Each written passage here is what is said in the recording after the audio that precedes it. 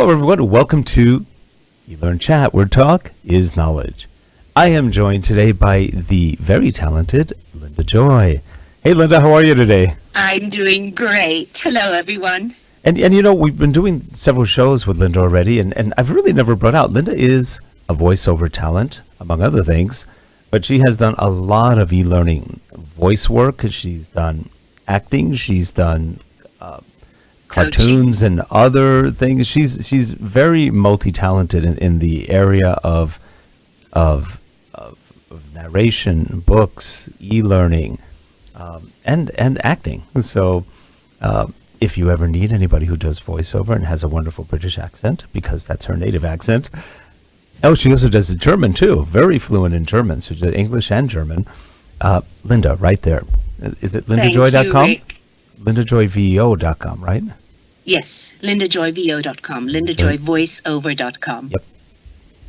Thanks, Rick. Oh, you're welcome. And today we've got, well, we could call her the Emma Peel of e-learning. For all of those who are old enough to remember who Emma Peel is, you'll go, really? Emma Peel of e-learning? I like that. But for those who don't, she's Lesley Price. She is quite a gifted training e-learning facilitator, and she has a very passionate project she wants to talk a little bit about. But first, let's run our intro.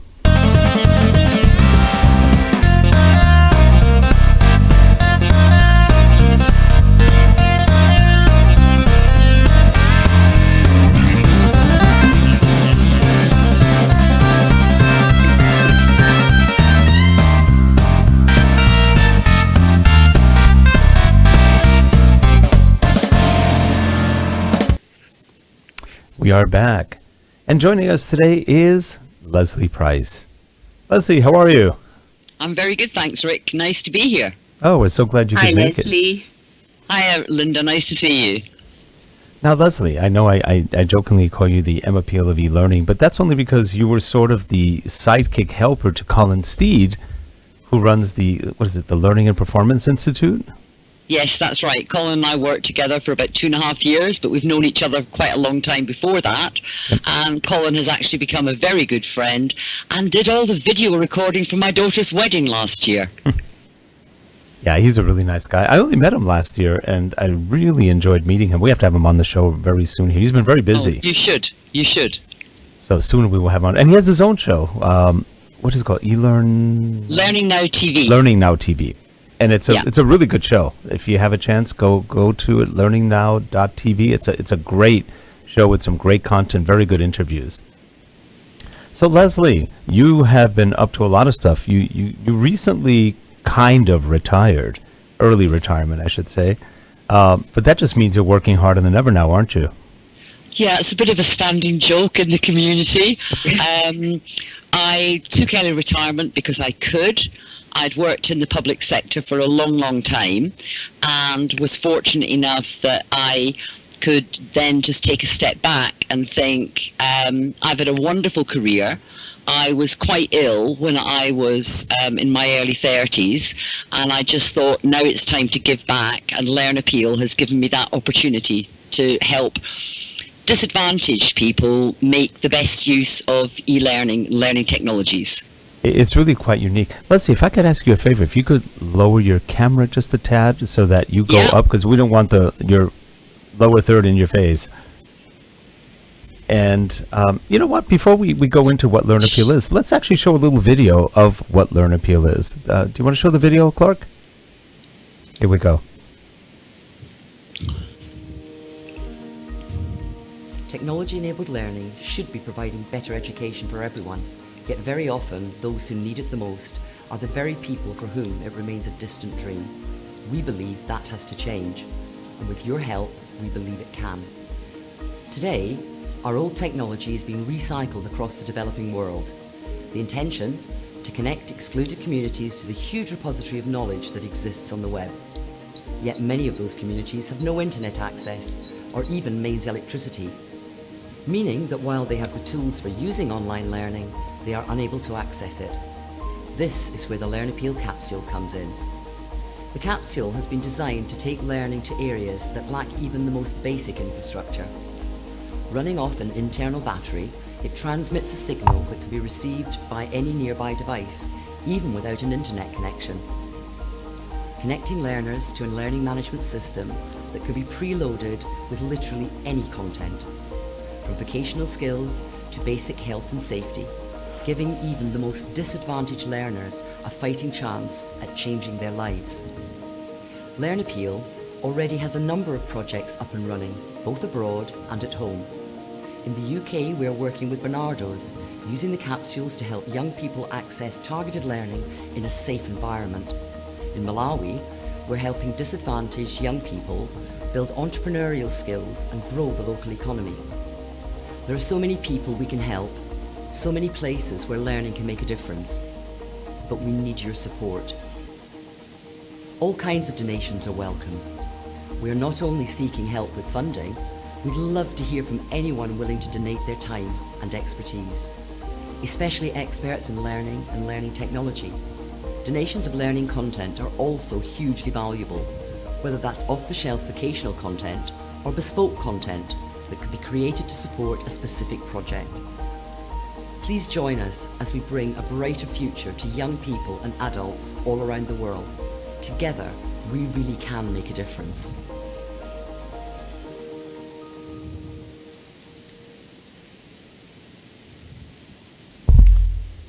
That's really, it's a very nice video. And right now none of us could hear that. You can hear it in the audience if you're watching live, but we can't, because if we open the audio for us to hear it, it creates too much latency, and so we don't.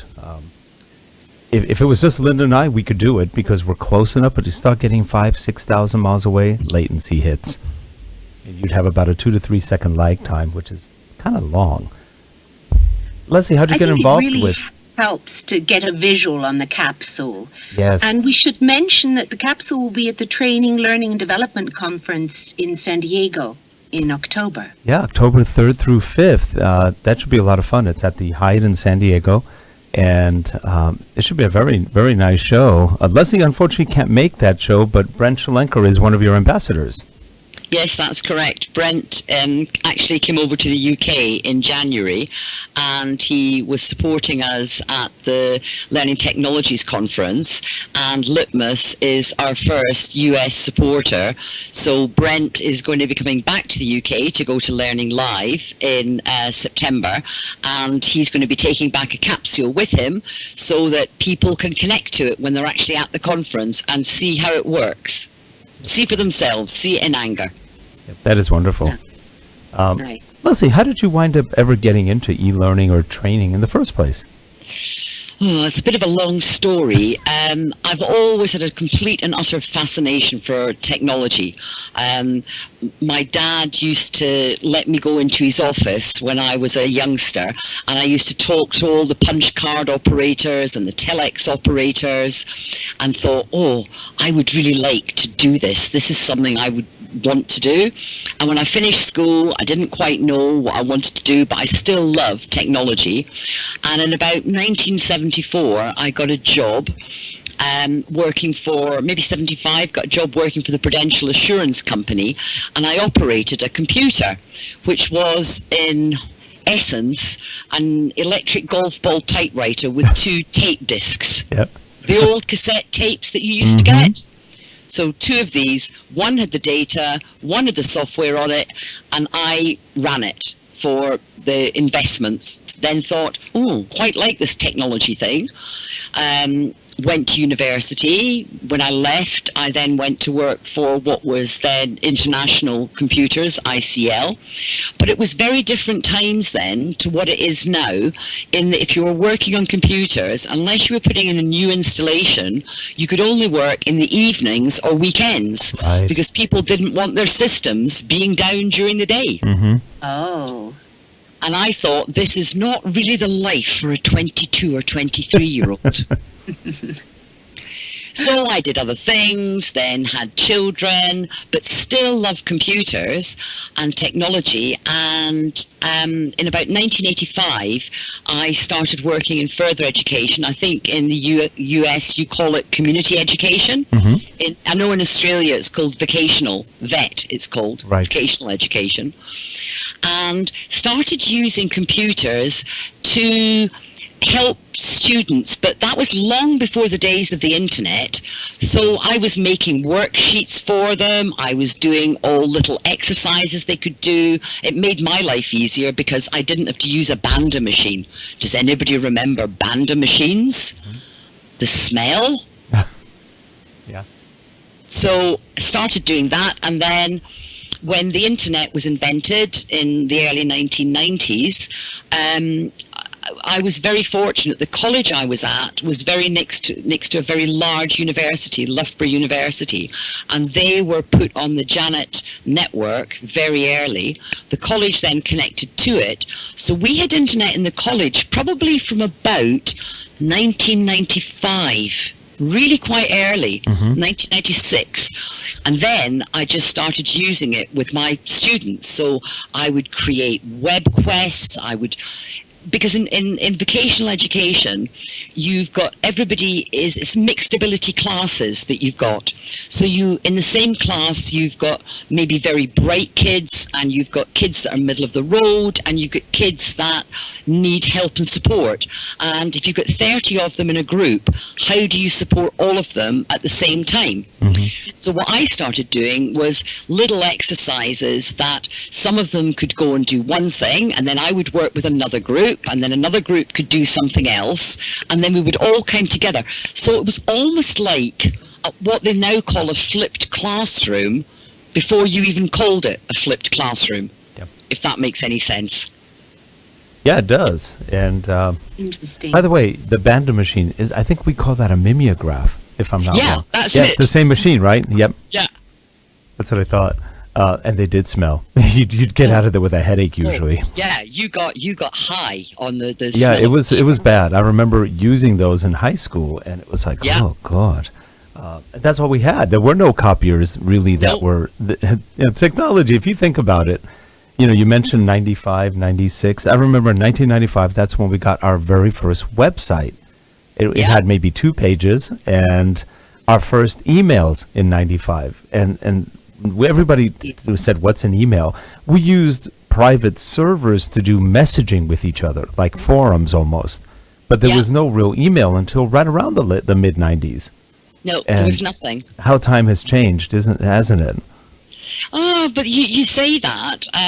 Last year, I wrote a chapter in a book for another trustee of Learn Appeal, who's also a friend and a colleague, and I called it "Times They Are A-Changing or Not." Or not. And I look back over since the late 1990s, and think how much has time actually changed? Because in 98, 99, I implemented the college's first virtual learning environment, what in workplace learning you would call a learning management system. And we did it based on a Lotus Notes platform, which included social collaboration, included discussion forums. I was cutting down videos, making them down into 30-second, 1-minute chunks. And yet now people are still saying that this is new. It's not new. No, it's true. And, I've said that for years. I don't know if they're just compensating or what, but they keep saying it's a new industry. No, the only thing that's really new is the hardware is a lot faster than it used to be. The software isn't. In fact, software has become a lot less optimized. But hardware is so fast, you can write crummy software and it looks fast. And that's what's changed. But other than that, I remember working on e-learning, if you will, with IBM mainframes in the mid 1970s, and they considered that new back then. That's a long time ago. That's still 20 years earlier than what they considered new in 95, and that was just green screen. There was no interactivity. Well, there was some interactivity, but there was no media. You couldn't play sound. You couldn't play video. You couldn't do video anywhere in a computer in those days. So, But then after that, there came about what they called interactive video. So you had interactive video labs, and they worked on great big sort of 12-inch laser discs. yes. And back in these days, we called it CBT, computer-based training. Right. Right. And now it's WBT, web-based training. Yeah. But, I mean, they changed one letter. Yeah. I don't know what they'll make it next. NBT, neural-based training. They just implant you and you're connected. They've been saying that's going to happen for years. I know, and I hope it doesn't. I think that's over-connecting. And plus, I think I mean, how many brains will they burn out till they get the impedance just right? Ah, there we go. We need another Timmy. I don't know. And so, I mean, that's where I got involved. I then started running what they called eLearning in the college. I then worked on a regional basis. I was then sort of headhunted, if you want to call it that, and went to work for a government agency in the UK called Becta. I started off in vocational education, then got into work-based learning, because the same issues that face people in vocational education are actually very similar to in work-based learning. So the problem is getting the senior management involved, getting staff up and running, getting them trained, because most of all the younger people coming through actually had an understanding of it and wanted to use it. And very often we're now still seeing that in work-based learning with what they're now calling, in inverted commas, the millennials coming through. They expect it. But the people who run the companies and, you know, the IT staff are still very, very wary about what they should include and what they shouldn't include. So one of my job roles I used to say I was a translator. So I would translate between the IT team and the users. And to be honest, I don't think an awful lot of that has changed. No, not really. Not really. Of all the things you've done in the training, learning, school, community, government, what were some of your favorites?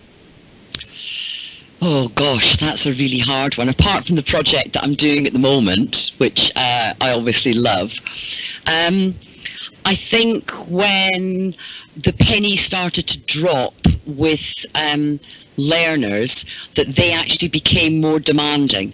So they wanted more. They wanted to chat more. They wanted more freedom. And then you got the IT people going, it's all too risky. You know, you can't let them do that. So, you know, that was really enjoyable. Getting involved with some of the quite innovative projects that we did, that more often than not, people never realised that the government agency was actually involved in work-based learning. But it was through that I made all my contacts that I've now got in work-based learning. So seeing things that were happening on the sort of the bleeding edge has actually been quite interesting as well. Seeing some of the things that have worked, but also some of the things that haven't worked. Right.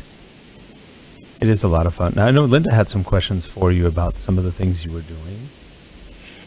Yes, I mean, what fascinated me reading about what you did, about your background, is how you not only translated to the IT department, but that you had this three-prong approach to get everybody on board. So it was almost like you had the foresight of connecting your love of technology with your ability to teach and your love to teach, but you also had to be the facilitator and bring everybody on board, and that is yet again another skill set. It is a skill set, and it's actually a skill set, believe it or not, that I learned from my mother and my father. My father was quite successful in business, but he always said that my mum was his wonderful number two, because she took time to listen to what people were saying. And I think listening is that is part of that skill. It's not just networking, it's actually listening and then thinking, oh, where can I join the dots? There's some dots here that need to be joined, and I might not be the person that knows how to do it, but in the UK there used to be an ad on the TV that talked about the AA man, that I maybe don't know how to do it, but I know a man who can. And that's Yes. always the way that I've viewed things, always the way that I've done things my whole career. And I think giving credit to other people is also incredibly important. Absolutely. So it's fine if when you're a manager, you can be a bit nosy, but you've got to let people get on with what they're doing and then give them credit and let them shine, because it's letting them shine that you can then sit back and say, yes, I've done that. Haven't they grown as individuals? Yes, yes. And that really completes that bringing people together, because then truly people start to work together to a common goal when you've really just pointed out their strengths and you let them know you are working with their strengths. Yeah, absolutely. And I think that's incredibly important. I mean, I'm very, very privileged that I'm still in touch with so many people that I've worked with going back, years and years and years. Even some people who were very junior in the organization, that didn't actually matter to me. And the other thing I think I learned is that technology is great and it's all very easy to send emails to everyone, but it's also very important to floor walk and pick up the phone and just call someone. Just take the time to talk to people, not copying the world in an email. Yes, yes. And you've carried that over into what you're now doing, Learn Appeal, to, for me, and even yet another level where you speak about the content of the e-learning things now with the capsule has to be in context. So there again, you're teaching, but you equally look at the context of things. So that to me is kind of you've bridged your way up to that, and I think it's very important to the countries that you're going into with the capsule, that you look at the context. Context is, no matter what kind of learning you're involved in, to me, it's not just the content that is king, it's the context that is king. And if you take things out of context, whether it be in education, whether it be in workplace learning, or whether it be with what we're doing with the capsule, unless people can relate to what they're doing and can actually see something that's valuable within the content, so that the context is right for them, then all they're going to do is switch off, because it's not relevant. Yeah, and part of the key there is is it relevant to them? Exactly. Yeah, because a lot of people think, okay, I put it in context, maybe for the corporation or for the government entity or whatever, but that doesn't mean it's in context for the people learning it, so that they have a clue where their role is in what they're learning. Yeah, I talk about it as being the WIFM, the what's in it for me. So there has to be, it's fine within an organization, there's got to be a what's in it for them for senior management, but there's also got to be a what's in it for them for the learners, so that they can see very quickly that they can benefit from what they're doing. And that's why they don't want to sit through, 30 minutes or half an hour on a video of compliance training. Right. They're so much fun. I don't know why I've anybody would recorded a want to lot miss of that. those. They're long to sit through. Yeah.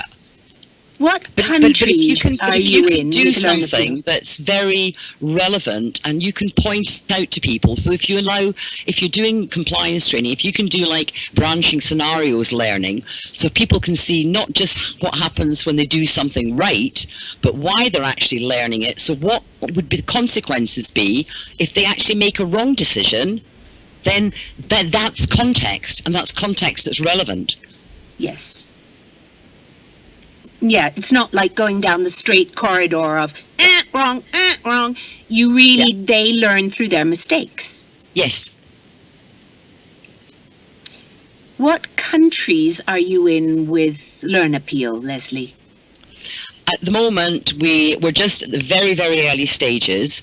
So we've identified pilots in the UK working with Barnardo's, and in Africa we're going to be working in South Africa, in Kenya, and in Malawi, and potentially also Tanzania.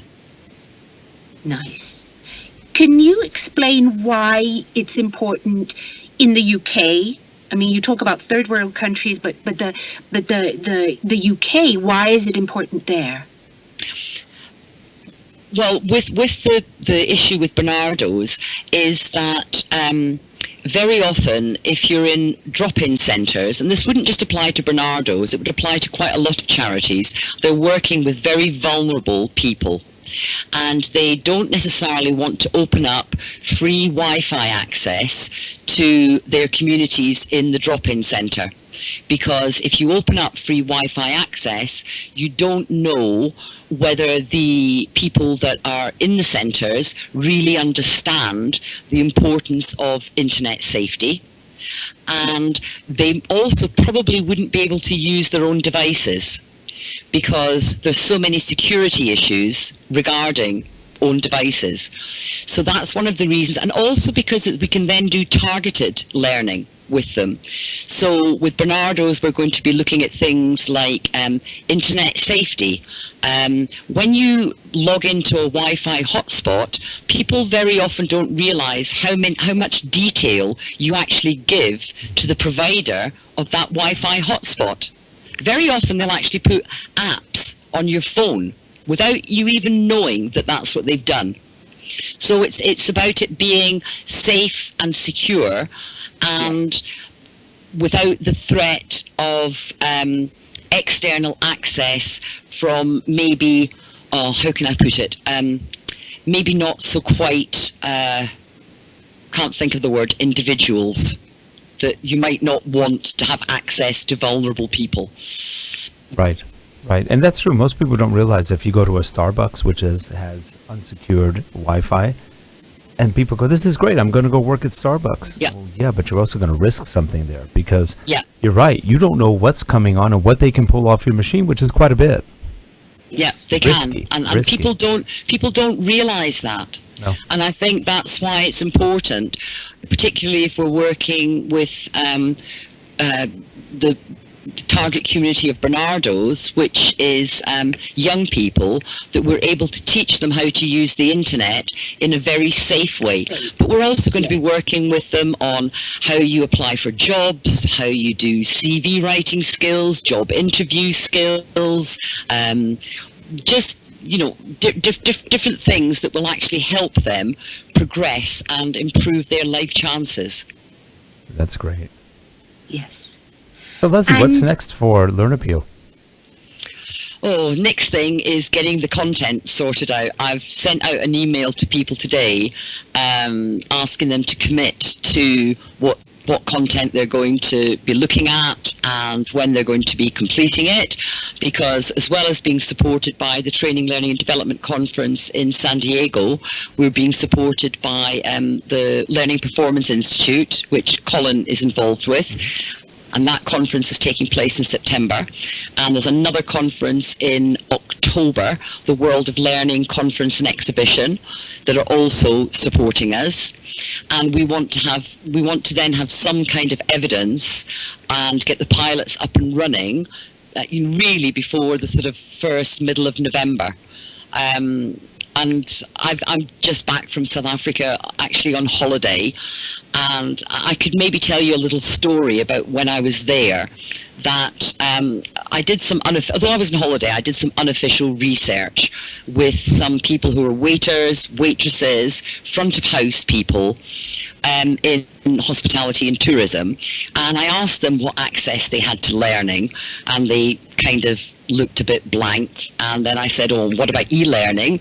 They said, well, yeah, we had stuff like that at school. And I said, well, what about now? How do you improve your skills now? And again, they just said, oh, well, it's when we can get work, but unemployment is very high in South Africa. And I then showed them a little video of the video that you've shown of the Learn Appeal capsule. Yes. And then they said to me, oh, but how much is it going to cost? And I said, well, we hope to put it into community centres or churches and schools, and it'll be free. And their response was actually so humbling, because they actually started clapping and singing and dancing and going whoop, whoop, whoop. When's it coming? Which kind of makes you think, and that South Africa is a relatively developed country, Right. and you've got people there who are saying, and we can look at this on our phones. We'll be able to learn on our phones. And then some of them were saying, God is so good. God is so good. This is what's going to happen to us. It really was quite humbling. And it is device responsive, so anybody can Yeah. connect then to the capsule. It's totally and utterly device responsive. So any mobile phone or tablet that's got a Wi-Fi enabled feature on it will be able to access learning. Once we've got it in place, we'll be able to access learning free of charge. And those who connect to the capsule will also basically be able to carry on a conversation, put a question out there, and then the next person that connects to the capsule can maybe answer it. Yeah. Or so you have that aspect of learning from your mistakes too. Yeah, absolutely. The people who've developed it, Appeteer, Wes Atkinson and Daryl Headley of Appeteer, have put on a community collaboration forum sort of functionality on it. And really, when you connect to it, I hope you'll both be able to see it when it's at the conference in San Diego. But when you're on it, you really would think you were on the internet. So if you're looking at a video about or a lesson about chickens, for example, and you say, "Oh, I've got a real problem with my chickens. My chickens don't have any feathers," and you could take a photograph of your chickens. You can put a question up and say, "Does anybody have this problem with chickens and feathers, and what do I do about it?" The next person that connects to the capsule will be able to go on and will be able to answer it. And what we also want to do, we're very keen that certainly the pilots we're working with, and what we want to do in future is to work with other charities or NGOs or education authorities, so that there will be a moderator, so that there will be a facilitator who can help facilitate that discussion. So we're not simply just leaving it to learners. We want somebody then to take responsibility. And it may be that it ends up that it's a learner that takes responsibility, and that will be absolutely fine. Yes, yes. Can you mention again, Lesley, where to go to in the Training, Learning and Development Conference in San Diego? Who to go to look at the capsule? Yeah, well, the person who's going to have the capsule is Brent Schlenker of Litmus. But Patty Shank is also very aware of the capsule and the work we've been doing and is a great supporter. And Trish Yule has also seen it in action. I can't remember. I'm looking to see on the plan who else is going to be there. I think Tom Spiglanen is going to be speaking at the event. Well, Tom is also going to be at Learning Live in September, so he will also have seen it in action. So there'll be quite a few people, I think, that are going that will have seen it working, but certainly Brent will have one, if not two, capsules with him. That's great. It'll be a lot of fun for all of us to see it in action, and Yes. all the people you mentioned I know well, and they're all great people. Leading up to the conferences coming up now, you have a campaign going, #MakeADifference and #MakeAModule. Yes, that's correct. We're going to be doing some press releases about that. The idea is we want to get as many people as possible involved. So the hashtag will be Make a Difference, as Make a Module, Make a Difference. And then everybody who does that, who signs up and actually commits and completes a module, is going to be the lucky owner of a Learn Appeal mug that says, made a module, made a difference. And what we then want to do is to get people to take selfies, and we're going to have a rogues gallery on the Learn Appeal website, and hopefully that will also get promoted on the other conference websites, so that people can, say, I've done it. I'm one of the people that's made a difference. Nice. So you really are asking people to donate their expertise, their time, and content to Learn Appeal. Yeah, That's exactly right. If people can help us, we've got lots and lots of PDFs. We've got lots and lots of video, which is on DVDs that we need translated. We need made into device responsive content, because that's something that's really important, that it is device responsive. We cannot make assumptions about the technology that they will have in these developing countries.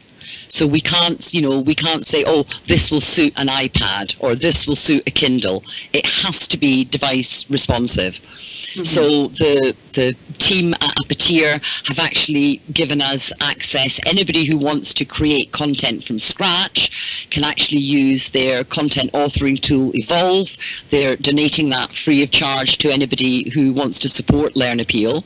But it doesn't have to be written in Evolve. It can be any software application, content authoring tool, which is device responsive, but it does have to be device responsive, because the last thing we want is people, turning up at a church or a community centre and they go to look at it and it doesn't work. Right. Yes. Well, Lesley, this is it's quite a venture for you. It's really, really pretty. So maybe we'll call you the angel of eLearning. So you're going to be the Emma Peel and the angel of eLearning. It's good to see that kind of passion in someone. But we appreciate you. I'm not the only angel. There's plenty of people. Our board of trustees are absolutely fantastic. And I say, if people don't feel that they can create content themselves, well, maybe somebody else in their organisation can, or maybe they're an e-learning vendor that have content that they would be willing to share. I've got a priority list from Kenya that's got about 300 items on it that they say we need it and we need it now. And it's vocational content that is relevant, that's so important, that's not full of all the health and safety stuff that we have to contend with in the UK and the US. That's great. It's always exciting to see somebody with passion that's actually doing things like this. And it's a great project. It's something, and you've got a very large community of people who could use it. Yeah, although we're only starting with these 4 pilots, we're working with another charity called The Brook, who are going to be helping us create content for equine care.